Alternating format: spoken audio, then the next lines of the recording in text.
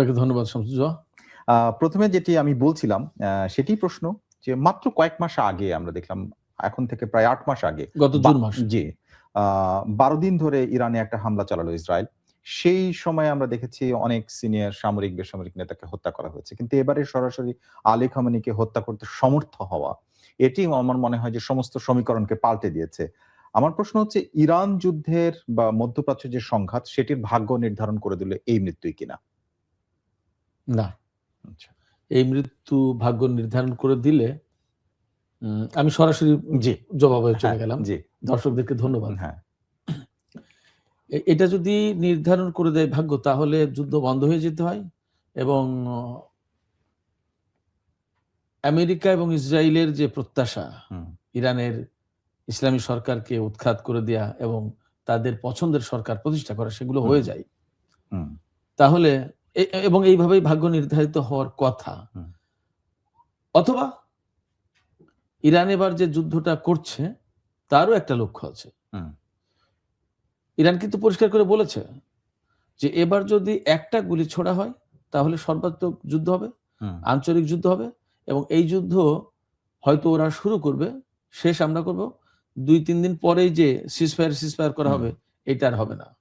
হুম, আমি বলি যে আমি তো রেডিও তেহরানে থাকার সময় লিখেছি, বলেছি, প্রচুর পড়াশোনা করার চেষ্টা করেছি এবং ফ্যাক্ট হচ্ছে যে আমি ইরান বিষয় নিয়ে আজ 35-36 বছর আমি কাজ করি, ভাবি, চিন্তা করি, পড়ি, বুঝি, লিখি।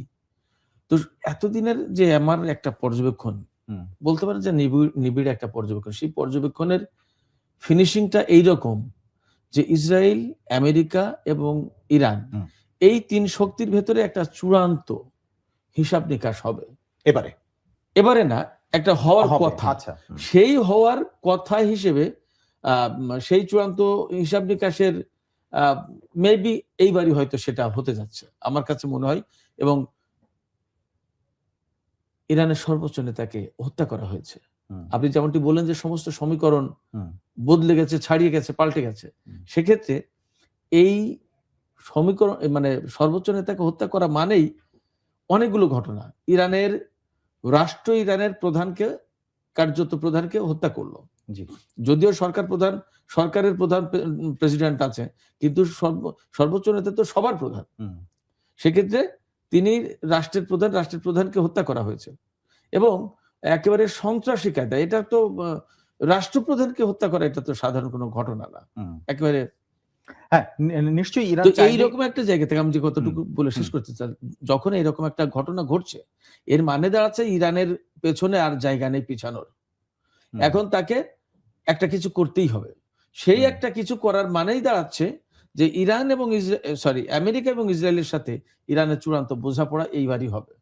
নিশ্চয়ই, কারণ সরকার প্রধান এবং দেশের শীর্ষ নেতা যখন হত্যা করা হয় এবং তার নিজ কার্যালয়ে হত্যা করা হয়, এখন পর্যন্ত যে তথ্য পাওয়া গেছে, সেইটি হচ্ছে সর্বোচ্চ একটা সিম্পটম, একটা মানে চিহ্ন বলা যায়। এখন আমার প্রশ্ন হচ্ছে, পরবর্তী নেতা কে হতে পারে, যখন এইরকম তিনি তার জীবনের দীর্ঘ সময়ের প্রায় অর্ধেকটা সময় এই ইরানের সর্বোচ্চ নেতার পদে থেকে দায়িত্ব পালন করে আসছেন। এখন প্রশ্ন হচ্ছে, তার ছেলের কথা শোনা যাচ্ছে, মোজতবা খামেনি, এছাড়াও লারিজানি, যিনি ক্ষমতার কেন্দ্রে উঠে আসছেন, এই মুহূর্তে সিদ্ধান্ত গ্রহণের অনেকগুলো গুরুত্বপূর্ণ জায়গায় তিনি আছেন, এছাড়াও আরো অনেকের নাম উঠে আসছে। তা আপনি যেভাবে জানেন তাদের যে একটা কাঠামো, সেই কাঠামোর ভেতর থেকে আসলে কি প্রক্রিয়ায় পরবর্তী নেতা নির্ধারণ হতে পারে বা হয়? যে প্রক্রিয়ায় নেতা নির্ধারিত হবে সেটা হচ্ছে যে ওখানে অভিভাবক পরিষদ আছে, বিশেষজ্ঞ পরিষদ আছে এবং জাতীয় নিরাপত্তা পরিষদ আছে এবং প্রেসিডেন্টের একটা কনসার্ন থাকে মনে হয়। তো সাংবিধানিক একটা সিস্টেম আছে এবং ওই সাংবিধানিক সিস্টেমটাই ফলো করে সর্বোচ্চ নেতার পদে নতুন কাউকে দায়িত্ব দেওয়া হবে এবং এই নিয়ে জটিলতার কোনো কিছু হবে না সেখানে। এটা মোটামুটি আমি নিশ্চিত বলতে পারি। আর অর্থাৎ সাংবিধানিক কোনো জটিলতা এখানে তৈরি হবে না, রাজনৈতিক কোনো জটিলতা তৈরি হওয়ার কোনো কারণ নেই। এটা সেটেলড ইস্যু। এখন কে হবেন পরবর্তী নেতা, সেটা একটা প্রশ্ন। মোজতবা খামেনির কথা অনেকবারই উচ্চারণ হয়, কথা আসে যে তিনি পরবর্তী নেতা এবং আমি যতদূর যা বুঝি জানি যে এই প্রচারণাটা অনেকটা পশ্চিমা গণমাধ্যমের। আচ্ছা। তো সেক্ষেত্রে মানে অনেকে এইভাবে দেখাতে চেয়েছেন যে তিনি তো এত বছর থাকলেন, পরবর্তীতে তার ছেলেকে উত্তরাধিকার করে দিয়ে যেতে চান, তার মানে খানিকটা রাজতান্ত্রিক একটা ধারার সাথে উনার জীবনটাকে মিলিয়ে দেওয়ার চেষ্টা করে এই অ্যাঙ্গেল থেকেই পশ্চিমা গণমাধ্যম সম্ভবত এই বিষয়টা তুলে ধরে।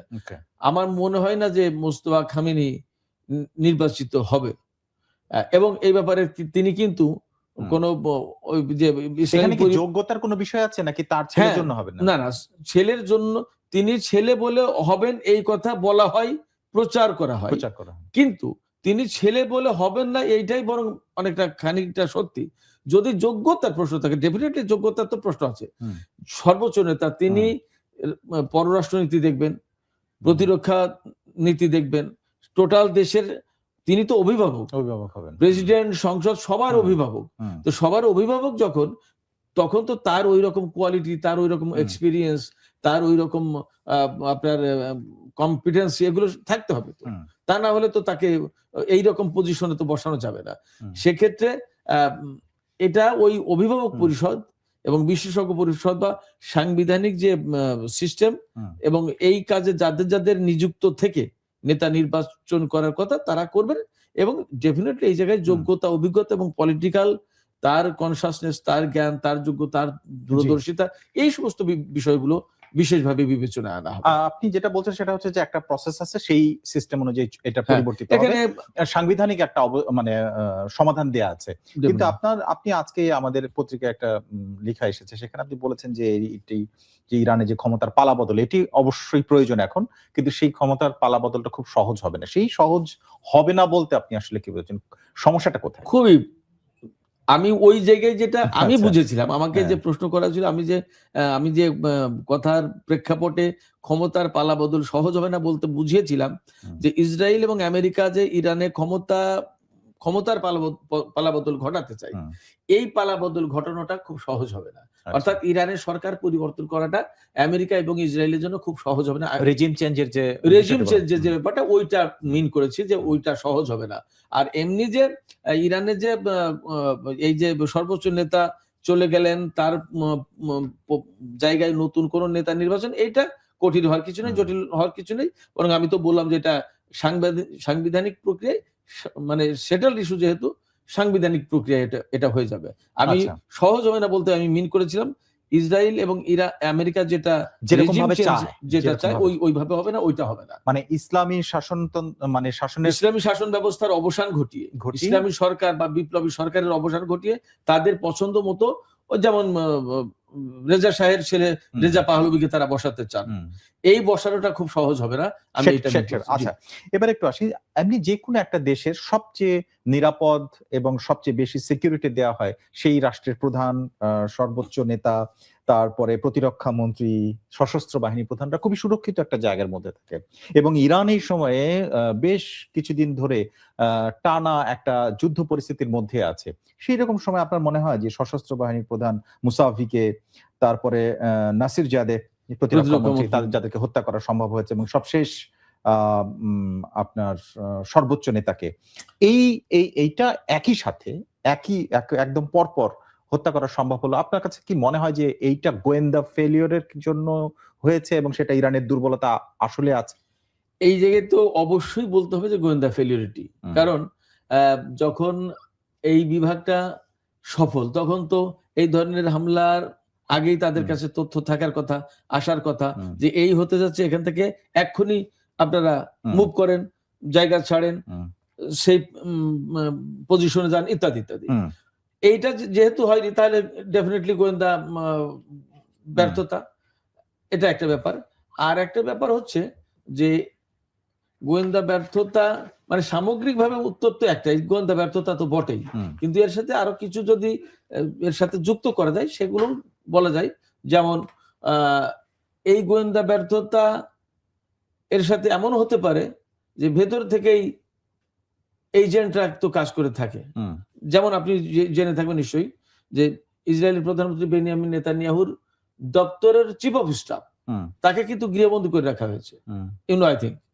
কারণ হচ্ছে কি, যে তার বিরুদ্ধে অভিযোগ যে 2023 সালের 7 অক্টোবর যে হামাস ইসরায়েলে অভিযান চালালো। অভিযানটা এই অভিযানের পরে বা আগে পরের সময়টাই সে হামাসকে বা ইরানকে তথ্য দিয়ে সহযোগিতা এখন করেছে। কথা হলো কি, সেইটা হচ্ছে যে ইসরায়েলি তাহলে সেটা একটা সক্ষমতা যে তাদের নিজেদের মধ্যেও কেউ যদি বিট্রেয়ার থাকে তাকে খুঁজে বের করে ফেলা হ্যাঁ, এবং তাকে অ্যারেস্ট করেছে তারা, Definitely. তাই না? কিন্তু ইরান সেই জায়গাটায়, আমি প্রশ্নটা এই জন্য করছি, হুম। মাত্র কয়েক মাস আগেও একই ধরনের ঘটনা ঘটেছে এবং সেখানে প্রায় 10 জনের বেশি সামরিক কর্মকর্তাকে এবং উচ্চ পদস্থ তারা একদম তাদেরকে top level এ। টপ লেভেলের হত্যা করা হলো। সেটিও সম্ভব হলো, এবারেও প্রথম সম্ভব হলো। অবস্থায় সম্ভব হলো। মানে এখানে ডেফিনেটলি ব্যর্থতাটার মাত্রা নাকি বেশি। সিআইএ এবং মোসাদের কাছে আসলে টিকতে পারাটা কঠিন? আমি সবই বলবো। ব্যর্থতার মাত্রাটা তাদের সামনে টিকতে পারার কঠিন মানেই তো ব্যর্থতা। ব্যর্থতা, রাইট। আপনি সমীকরণ করলে তো তাই আসবে। তাই আসে। যে সেক্ষেত্রে ব্যর্থতার মাত্রাটাই বেশি বলবো। এবং এই জায়গায় যদি স্যাবোটাজ হয়ে থাকে বা এজেন্ট হিসেবে কেউ কাজ করে থাকে, করতেই পারে, নট ইম্পসিবল। সব ধরনের সম্ভাবনা বা আশঙ্কাই মনে হয় ইরান বিবেচনায় রাখবে। এবং আমি আপনাকে এটাও বলি যে ইসরায়েল যেমন তাদের চিফ অফ স্টাফকে ডিস্টিংগুইশ করতে পেরেছে যে হি ইজ দ্য এজেন্ট, কেমন ইরানও এরকম বহু এজেন্টকে ডিস্টিংগুইশ করেছে, আটক করেছে এবং তাদেরকে বিচারের আওতায় এনেছে। এবং ফ্যাক্ট হচ্ছে এখানে একটা মজার তথ্য বলি যে এদেরকে যখন বিচারের আওতায় আনতে যায় তখন ইসরায়েল এবং আমেরিকা বলে যে একটা লোককেও ফাঁসি দিতে পারবো না, ফাঁসি দিলে কিন্তু যুদ্ধ করব। তার মানে তাদের এজেন্ট সেট করা, তাদের এজেন্টদেরকে বিচার করতে গেলে, ইরান বিচার করতে গেলে তাদের বিচার করতে দেয় না। কতটা অধীনস্থ কান্ট্রি, কতটা অধীনস্থ গভর্নমেন্ট চাই ইসরায়েল এবং আমেরিকা। ওকে, এবারে একটু আসি এভাবে যে আপনি যেটা এর মধ্যে বলেছেন যে যুক্তরাষ্ট্র প্রথমত ইসলামী শাসন অবসান চায়, যেটা খুব একটা কঠিন হবে না আপনার মন্তব্য। তো আমার প্রশ্ন হচ্ছে যে পর পর একের পর এক যুদ্ধ করছে এবং একের পর এক হামলা করছে, অনেকটা ঘোষণা দিয়ে অনেকটা বোঝা যাচ্ছে যে ইরান এখন তোপের মুখে। এটা এই মরিয়াটা তাহলে কেন? শুধুই রিজিম চেঞ্জ নাকি এর বাইরে আর কি আছে? মানে অনেক কিছু, সেই জিনিসগুলো একটু বলবেন। আমি অনুরোধ করব আপনি আমাকে সময় দেন। প্লিজ বলেন।